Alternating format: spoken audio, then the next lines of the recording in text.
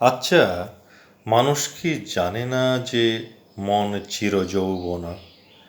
কোনো এক বিকেলে দুজন পাশাপাশি চোখাচোখি হাসি মুখে বিশাল একটি মাঠের মাঝামাঝি বসে আছি। ধরো বয়স 25-এর কাছাকাছি। একটি ঠোঙায় কিছু বাদাম এনেছি, তোমাকে খোসা আলগা করে দিচ্ছি একটি একটি। হাত বাড়িয়ে বাদাম নয়, যেন প্রেম নিচ্ছ মুঠি মুঠি।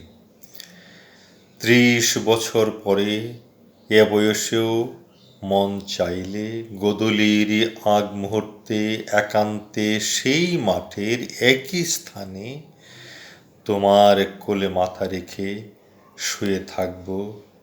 এ সমাজ কি আমাদের চাওয়া পূরণ হতে উৎসাহ যোগাবে?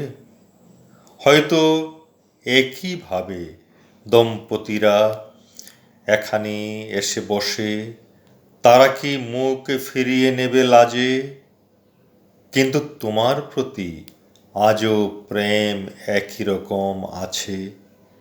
বৃহন্নলা কষ্টে নিঃশেষ হবে এই জীবন, কেউ কি বুঝবে না এ মনের দুঃসহ যন্ত্রণা? তার প্রকাশ কি শুধুই দায়িত্ব পালনে সীমাবদ্ধ থাকবে? আমৃত্যু প্রেম প্রকাশের অধিকার থাকবে না প্রত্যেকের? মানুষ কি ভালোবাসা ছাড়া বাঁচতে পারে কখনো?